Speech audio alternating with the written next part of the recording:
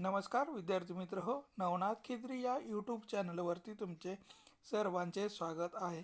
आज आपण ह्या व्हिडिओमध्ये बघणार आहोत मुंबई उच्च न्यायालय भरती 2026 प्रश्नपत्रिका।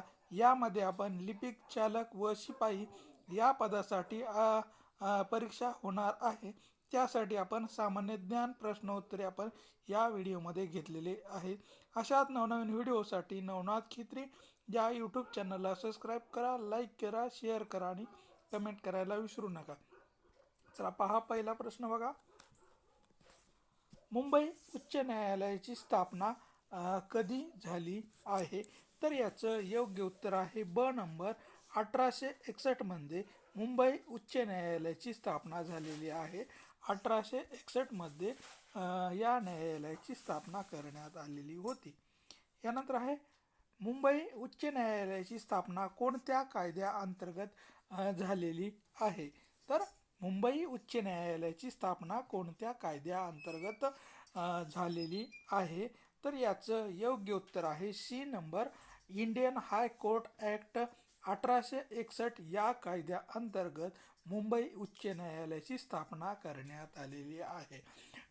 इंडिया हाय कोर्ट ॲक्ट 1861 अंतर्गत मुंबई उच्च न्यायालयाची स्थापना करण्यात आलेली आहे। यानंतरचा प्रश्न आहे मुंबई उच्च न्यायालयाचे मुख्यालय कोठे आहे?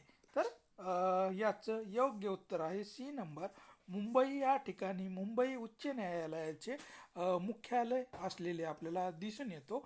मुंबई या ठिकाणी हे मुख्यालय आहे। यानंतरचा प्रश्न आहे मुंबई उच्च न्यायालयाच्या कार्यक्षेत्र कोणत्या राज्यावर आहे? तर मुंबई उच्च न्यायालयाचा कार्यक्षेत्र कोणत्या राज्यावर आहे? तर याचं योग्य उत्तर आहे सी नंबर महाराष्ट्र, गोवा, दमण द्वीप, दादरा नगर हवेली या कार्यक्षेत्रावर मुंबई उच्च न्यायालयाचं अधिकार किंवा कार्यक्षेत्र आहे।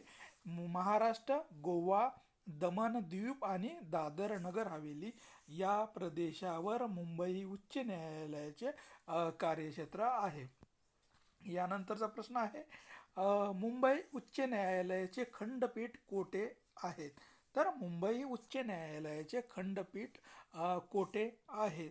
तर याचं योग्य उत्तर आहे ब नंबर नागपूर, औरंगाबाद म्हणजे संभाजीनगर आणि पणजी या 3 ठिकाणी मुंबई उच्च न्यायालयाचे आपल्याला खंडपीठ असलेले दिसून येतात।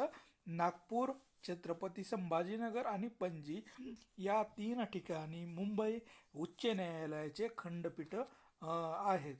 यानंतर आहे गोवा खंडपीठ कोठे आहे? तर गोवा या राज्यामध्ये असणारं खंडपीठ कोठे आहे? तर याचं योग्य उत्तर आहे ब नंबर पणजी या ठिकाणी गोवा राज्यामध्ये असलेलं खंडपीठ असलेलं आपल्याला दिसून येतो। पणजी या ठिकाणी हे खंडपीठ कार्यरत आहे। यानंतरचा प्रश्न आहे नागपूर खंडपीठ कोणत्या भागासाठी आहे? तर नागपूर खंडपीठ कोणत्या भागासाठी आहे? तर विदर्भ या भागासाठी नागपूर हे खंडपीठ असलेलं आपल्याला दिसून येतं। विदर्भ या प्रशासकीय विभागासाठी हे विदर्भामध्ये आहे। त्यानंतर आहे औरंगाबाद खंडपीठ कोणत्या भागासाठी आहे? तर याचं योग्य उत्तर आहे सी नंबर मराठवाडा या विभागासाठी औरंगाबाद म्हणजेच छत्रपती संभाजीनगर हे खंडपीठ कार्यरत आहे। मराठवाड्यापुरतं या विभागाचं कार्य आहे। यानंतर आहे मुंबई उच्च न्यायालयाचा पहिला मुख्य न्यायाधीश कोण होता? तर मुंबई उच्च न्यायालयाचा पहिला मुख्य न्यायाधीश कोण होता? तर याचं योग्य उत्तर आहे ब नंबर सर मॅथ्यू रिचर्ड शॉस हे मुंबई उच्च न्यायालयाचे पहिले न्यायाधीश होऊन गेलेले आहेत। सर मॅथ्यू रिचर्ड शॉस हे होय। यानंतरचा प्रश्न आहे मुंबई उच्च न्यायालयाच्या इमारतीचे उद्घाटन कधी झाले? तर मुंबई उच्च न्यायालयाच्या मुख्य इमारतीचे उद्घाटन कधी झालेलं आहे? तर याचं योग्य उत्तर आहे ब नंबर. 1878 मध्ये मुंबई उच्च न्यायालयाच्या इमारतीचे उद्घाटन झालेलं आहे 1878 मध्ये, पण सुरुवात ही 1861 मध्ये झालेली आहे. पण इमारत ही 1878 मध्ये बांधण्यात आलेली होती. यानंतर आहे मुंबई उच्च न्यायालयाची इमारत कोणत्या स्थापत्य शैलीमध्ये आहे? तर मुंबई उच्च न्यायालयाची इमारत कोणत्या स्थापत्य शैलीमध्ये आहे? तर याचं योग्य उत्तर आहे सी नंबर. गॉथिक या शैलीमध्ये, गॉथिक या स्थापत्य शैलीमध्ये मुंबई उच्च न्यायालयाची इमारत आहे. यानंतरचा प्रश्न आहे उच्च न्यायालयाचे न्यायाधीश कोण नियुक्त करतात? तर उच्च न्यायालयाचे न्यायाधीश कोण नियुक्त करतात? तर याचं योग्य उत्तर आहे सी नंबर. राष्ट्रपती हे उच्च न्यायालयाचे न्यायाधीश नियुक्त करण्याचा अधिकार हे राष्ट्रपतींना देण्यात आलेला आहे. यानंतरचा प्रश्न आहे उच्च न्यायालयाच्या न्यायाधीशाची सेवानिवृत्तीचं वय किती आहे? उच्च न्यायालयाच्या न्यायाधीशाचे सेवानिवृत्तीचं वय काय आहे? तर याचं योग्य उत्तर आहे ब नंबर. 62 वर्षे हे उच्च न्यायालयाच्या न्यायाधीशाच्या सेवानिवृत्तीचं वय आहे. 62 वर्ष एवढं वय आहे. यानंतरचा प्रश्न आहे मुंबई उच्च न्यायालयात न्यायाधीशाची कमाल संख्या कोण ठरवतो? तर याचं योग्य उत्तर आहे ब नंबर. संसद ही मुंबई उच्च न्यायालयाच्या न्यायाधीशाची कमाल संख्या ठरवत असते. संसद ही हे ठरवण्याचे अधिकार संसदेला देण्यात आलेले आहेत. यानंतर आहे मुंबई उच्च न्यायालय कोणत्या संविधानिक अनुच्छेदा खाली स्थापन झाले आहे? तर याचं योग्य उत्तर आहे ब नंबर. अनुच्छेद 214 या अंतर्गत मुंबई उच्च न्यायालय स्थापन झालेलं आहे. अनुच्छेद 214 अंतर्गत मुंबई उच्च न्यायालय स्थापन झालेलं आहे.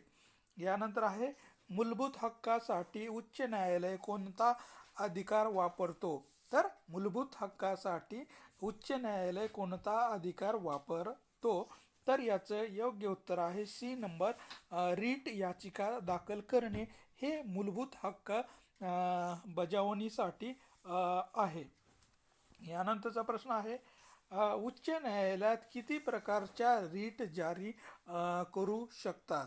तर याचं योग्य उत्तर आहे सी नंबर 5. म्हणजेच मुख्य न्यायालयामध्ये 5 प्रकारच्या रीट जारी करू शकतात. यानंतरचा प्रश्न आहे खालीलपैकी कोणती रीट नाहीये? तर खालीलपैकी कोणती रीट नाहीये? तर याचं योग्य उत्तर आहे नंबर डी नंबर. अपील ही आपल्याला रीट या प्रकारामध्ये मोडत नाहीये. यानंतर आहे उच्च न्यायालयाचा प्रशासकीय प्रमुख कोण असतो?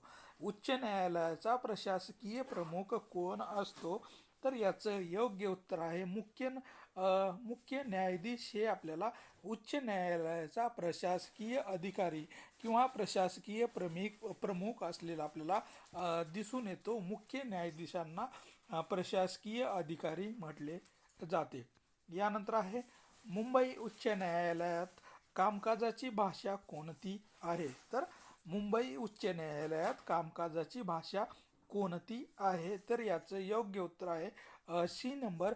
इंग्रजी ही मुंबई उच्च न्यायालयाची कामकाजाची भाषा आहे. ही इंग्रजी ही आहे. यानंतरचा प्रश्न आहे मुंबई उच्च न्यायालयाच्या अधिकार क्षेत्र कोणत्या स्वरूपामध्ये आहे? तर मुंबई उच्च न्यायालयाचा अधिकार क्षेत्र कोणत्या स्वरूपाचे आहे? तर दिवाणी आणि फौजदारी या दोन्ही स्वरूपाचे मुंबई उच्च न्यायालयाचे अधिकार क्षेत्र आहेत. दिवाणी आणि फौजदारी दोन्ही गुन्ह्यासाठी हे न्यायालय काम करत आहे. उच्च न्यायालयात थेट याचिका कोणत्या अनुच्छेदाखाली दाखल करता येते? तर उच्च न्यायालयात थेट याचिका कोणत्या अनुच्छेदाखाली दाखल करता येते. तर 226 अनुच्छेद या अंतर्गत व्यक्ती थेट उच्च न्यायालयामध्ये याचिका दाखल करू शकतो. 226 अंतर्गत होय. यानंतर आहे अनुच्छेद 226 अंतर्गत अधिकार कोणाकडे आहे. तर अनुच्छेद 226 अंतर्गत अधिकार कोणाकडे आहे. तर उच्च न्यायालय याकडे हे अधिकार देण्यात आलेले आहेत. उच्च न्यायालयाकडे हे अधिकार आहेत. यानंतर आहे मुंबई उच्च न्यायालयाचा लोगो कोणत्या प्राण्यावर आधारित आहे. तर मुंबई उच्च न्यायालयाचा लोगो कोणत्या प्राण्यावर आधारित आहे. तर अशोक स्तंभ या प्राण्यावर आधारित मुंबई उच्च न्यायालयाचा लोगो असलेला आपल्याला दिसून येतो. अशोक स्तंभ होय. मुंबई उच्च न्यायालयाचे न्यायाधीश शपथ कोण देतो. मुंबई उच्च न्यायालयाच्या न्यायाधीशाला शपथ कोण देतो. तर राज्यपाल हे आपल्याला मुंबई उच्च न्यायालयाच्या न्यायाधीशाला शपथ देण्याचं काम करत असतात. राज्यपाल हे शपथ देतात. यानंतरचा प्रश्न आहे उच्च न्यायालयातील सर्वात कनिष्ठ न्यायाधीशाला काय म्हणतात. तर उच्च न्यायालयातील सर्वात वरिष्ठ न्यायाधीशाला काय म्हणतात. तर याचं योग्य उत्तर आहे मुख्य न्यायाधीश म्हणून याची ओळख असलेली आपल्याला दिसून येते. मुख्य न्यायाधीश आहे. उच्च न्यायालयातील वरिष्ठ न्यायाधीशाला मुख्य न्यायाधीश म्हणून ओळखल्या जातो. यानंतर आहे ॲडव्होकेट जनरल कोण असतो. तर ॲडव्होकेट जनरल कोण असतो. तर याचं योग्य उत्तर आहे राज्याचा कायदेशीर अधिकारी म्हणून ॲडव्होकेट जनरल याच्याकडे बघितल्या जाते. राज्याचा कायदा अधिकारीला ॲडव्होकेट जनरल असं म्हटल्या जाते. यानंतर आहे ॲडव्होकेट जनरलची नियुक्ती कोण करतो. तर ॲडव्होकेट जनरलची नियुक्ती कोण करतो. तर याचं योग्य उत्तर आहे राज्यपाल हे ॲडव्होकेट जनरलची नियुक्ती करत असतात. राज्यपाल हे यांची नियुक्ती करण्याचा अधिकार राज्यपालांना देण्यात आलेले आहेत. मुंबई उच्च न्यायालय कोणत्या प्रकारचे न्यायालय आहे. तर घटनात्मक आपल्याला हे न्यायालय असलेलं दिसून येते. मुंबई उच्च न्यायालय हे घटनात्मक न्यायालय या प्रकारामध्ये येत असतो. यानंतर आहे मुंबई उच्च न्यायालयाचा निर्णय कोणावर बंधनकारक असतो. मुंबई उच्च न्यायालयाचा निर्णय कोणावर बंधनकारक असतो. तर अधीनस्थ न्यायालयावर हे अधिकार आपल्याला बंधनकारक असलेला दिसून येते. म्हणजेच उच्च न्यायालयाने दिलेला अधिकार हे इतर न्यायालयांना तो मान्य करावा लागत असतो.